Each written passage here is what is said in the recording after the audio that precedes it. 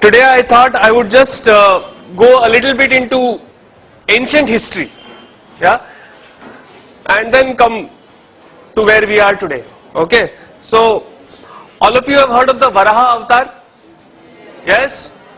If you have not, which country are you in? The Varaha Avatar is when Lord Vishnu, right?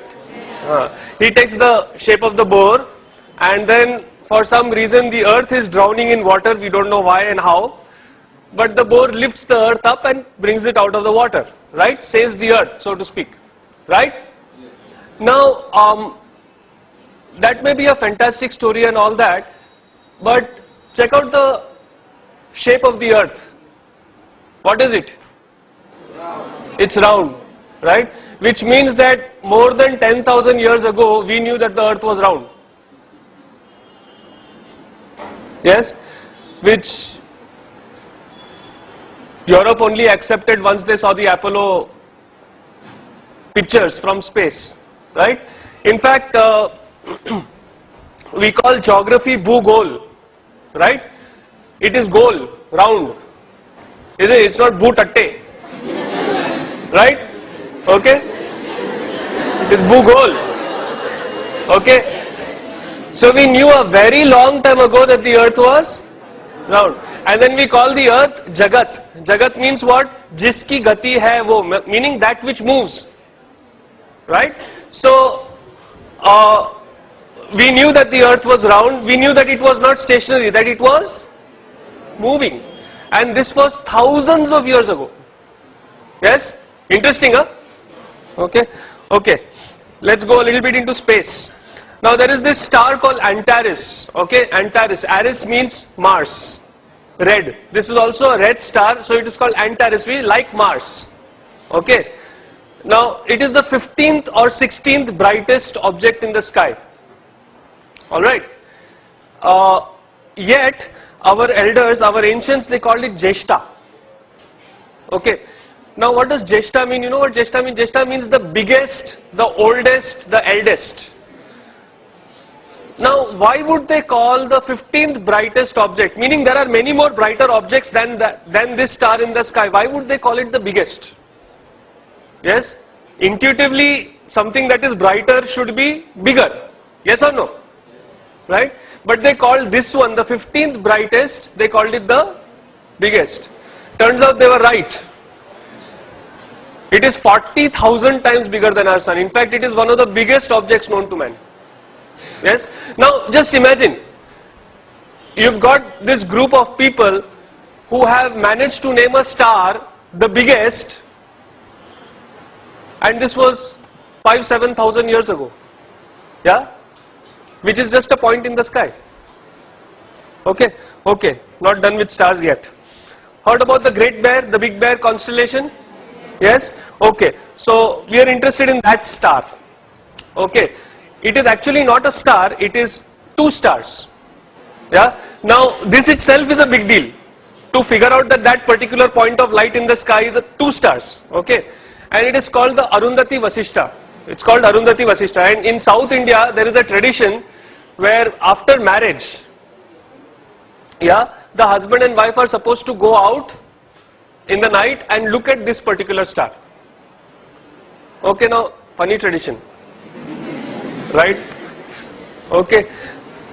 Now, most twin star systems rotate like this, like one star is in the middle and the other star is going around it. This is definitely not the way a husband and wife should be. Isn't it? Right? But Arundhati Vasishta, this particular system moves like that. Now, first, to figure out that that is a twin star system. Second, to figure out that it rotates in this way and not in that way. This is not something which is easy or obvious, is it? Yes?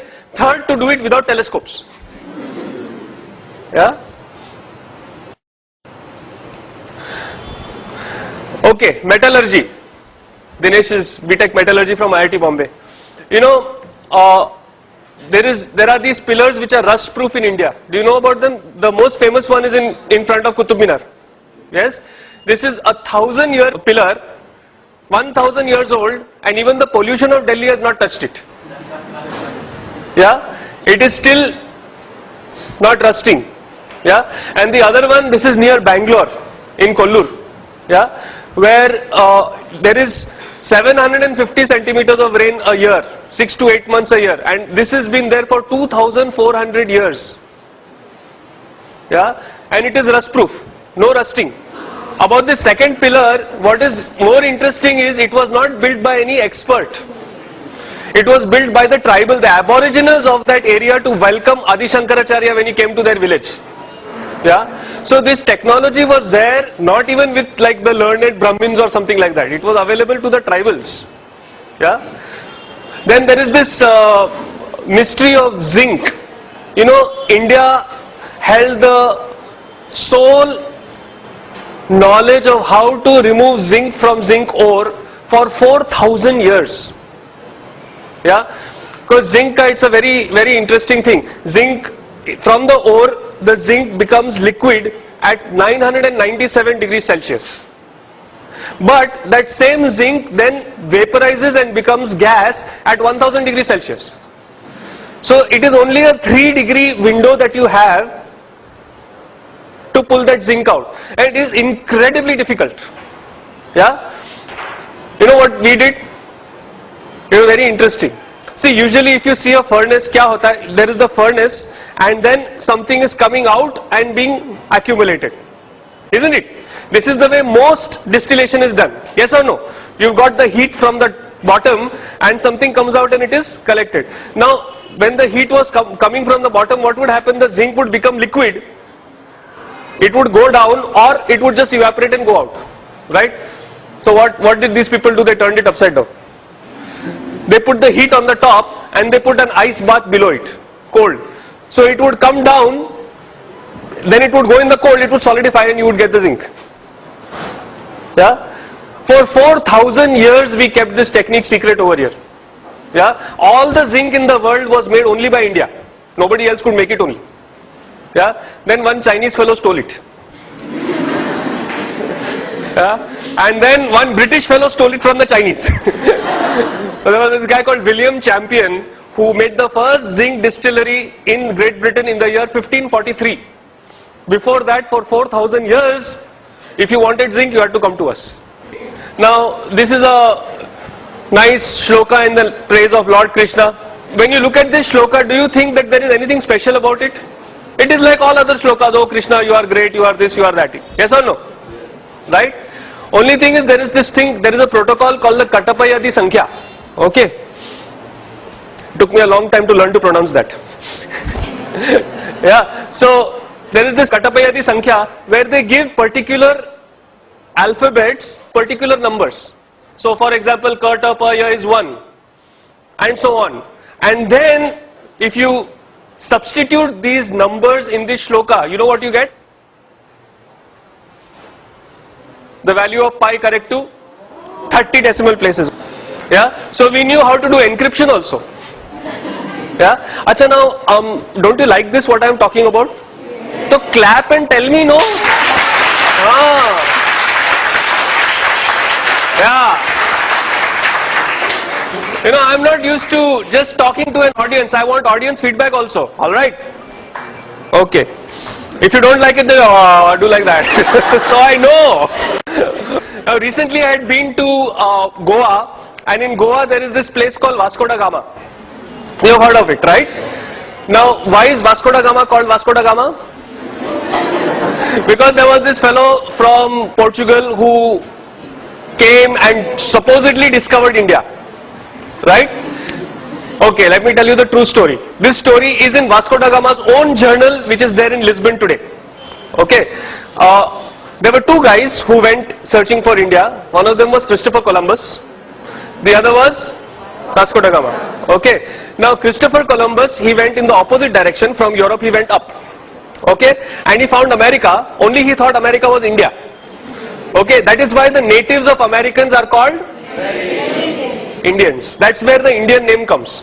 Because he thought, mereko India mil gaya. Right? So he called those people Indian. He called them Indians actually. Then the other people came and, called them red because they were not white.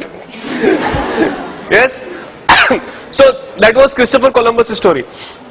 Vasco da Gama, he went in the opposite direction. If you know your geography, he came down from Africa, and he was too chicken to go out into the main sea. He would only sail keeping the coast in view. Okay?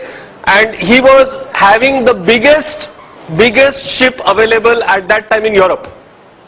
Alright? So he came all the way down to the Cape of Good Hope. Okay? And over there, he was wondering, now how do I cross? Because from there to go to India, you have to go across the ocean, across the sea, right? Over there he met a Gujarati whose name was Kanha. Okay, he does not mention the surname, possibly Patel. Okay. Yeah. So he met this Kanha Bhai who was a trader from India, from Gujarat, who had ships 12 times the size of this ship. 12 times. And remember, Vasco da Gama's ship was the biggest ship in Europe at that time. Okay? He had ships which were trading ships, forget about military ships, trading ships which were 10 to 12 times the size of Vasco da Gama's ship. And Vasco da Gama's ship was escorted with 3 ships, like in formation, his ship was in the middle, those 3 of our Indian ships escorted this guy to Goa, to India. Yeah, so maybe we should call Kanha, no? Yes?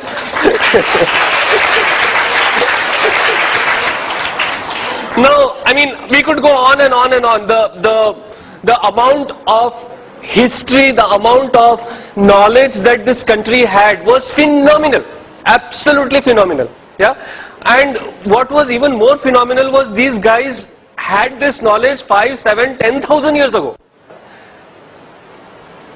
And this wealth that our country has, I will not say had, this wealth that our country has was systematically destroyed by the British when they came here. Yeah, they rewrote our history. So that when they left us with a legacy of being ashamed of our own culture and our own tradition. Yes, in Delhi we know this very cute old couple. Uncle is 81 years old, auntie is 71 years old, and they will be celebrating. You should do PT. But unfortunately, do you see that even in today in schools you do PT, you don't do yoga? Yeah. So we have got independence, it's 60 years, but we are still thinking in those terms only. That is what the British wanted. Yeah. To break this country, they had to break the education system and break the traditions.